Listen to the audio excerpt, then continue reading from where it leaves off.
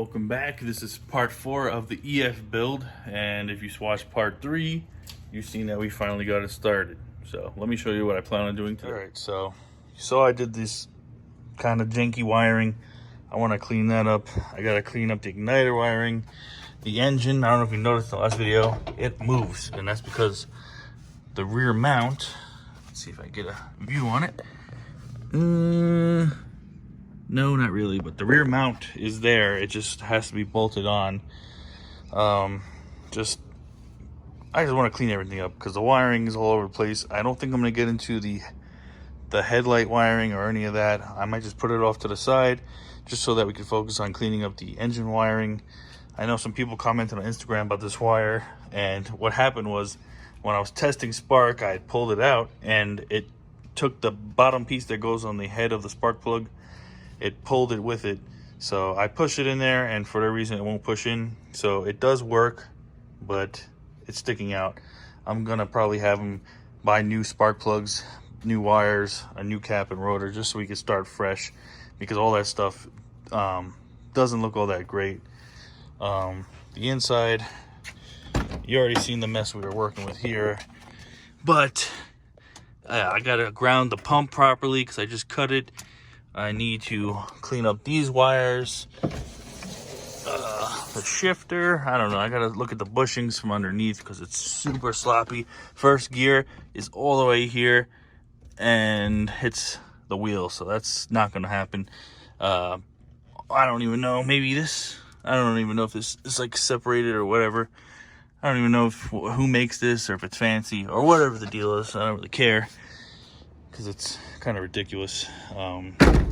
We need to put driver side axle in, put the alternator in, run the wires for that. I don't even know if we have it, but maybe the battery plastic thing is in here so we could have a more permanent spot for the battery, because even with the battery tray here, we still need the plastic part that holds the battery. So I don't know if that sounds like a lot. It kind of feels like a lot maybe, but once I get going, hopefully this will look a lot neater. I'm learning the importance of doing things in sequence.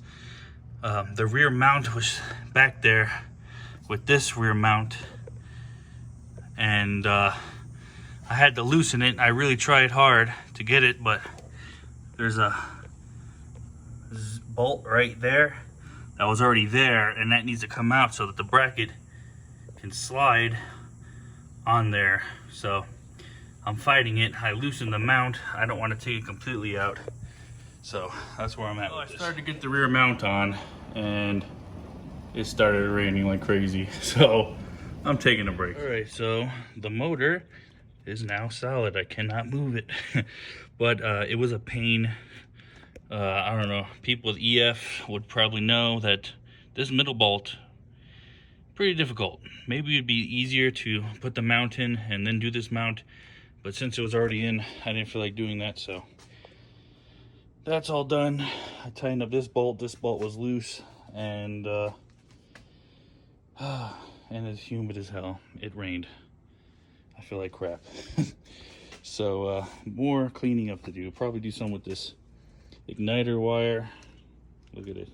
This is what I did as a temporary thing, but we got to do a more permanent fix. So keep in mind, I'm sorry for not showing you step by step of kind of what I'm doing. It's just easier for me to just do it and then show you what I did, because I'm not going to show you soldering every little wire. So soldered these wires for the resistor box. That's not going to be there. We have the igniter wire. It is all soldered up. It's ready to go. Sorry, down there. And I ran it through the inside over the steering column on this side, and it comes to where the air conditioning used to be, which I'm sure this girl will never have air conditioning again. And it's soldered to here, which is for the igniter. And it goes in there. So, oh yeah, and I don't know if I just mentioned, but the map sensor is now soldered, and put some lube on it just to clean it up. As you can see, it is about to rain, so there's not much for me to do other than clean it up. I'll clean up my stuff and then I'll come back to it maybe tomorrow or something. We're back working on the car. It's been raining the past couple days, so I couldn't get nothing done. Got some OEM Honda parts, or bolts and nuts to be specific, for the alternator. And the car had this alternator and this belt, so hopefully that all works without having to dent it, because from what I was seeing, a super small belt, kind of like that one, should work without denting the frame. So I'm going to give that a try. Hopefully it's not too much of a pain. I want to try to get this axle in, that way it's kind of like in driving condition. And then I think that's it for now. Well, I didn't want to do it, but I had to beat up the frame a little bit. It's so close. I think it might be even touching. I went over, cranked the engine by hand. It spins. So, I mean, it's moving. Once it starts, maybe it'll just be so close that it just nicks it, and then it's done, and then, you know, it'll be fine. Alternator and an EF with the B series, pain in the ass. K series, probably have all the space in the world we need over there, but not so much on the B. So that took way longer than I wanted it to.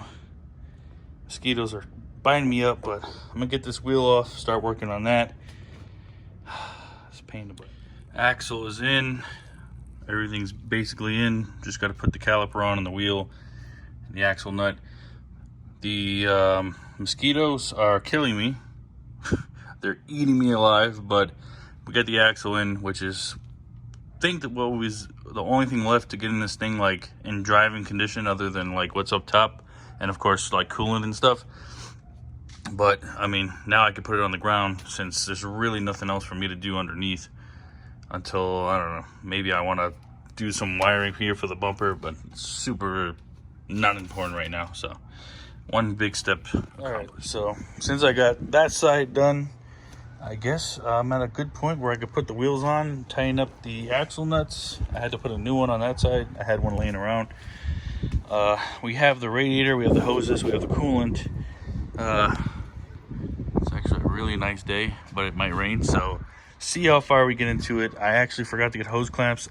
I do have some laying around. If it does enough to finish it, that's great. If not, I'll have to go buy some more. So for hoses, we went with an eBay/Amazon hose kit, all silicone. I've had good luck with these, so decided to go with it again. Well, I got the radiator here. I knew something was off when I took it out the box. And one, it don't fit. Two, inlet and outlet are on complete different sides.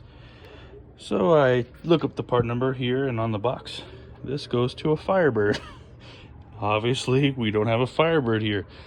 So whoever we ordered it from dropped the ball. I was hoping to get the car started this weekend. Doesn't look like that's going to happen. I managed to get one silicone hose on, and I figured, hey, I'd mess around with the radiator, but that pretty much just ruins the whole night and the progress we had going on this car. So yeah, although we cannot do the radiator, we could still put parts on. Got this in the mail.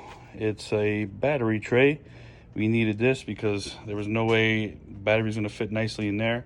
Still need to figure out about battery tie down.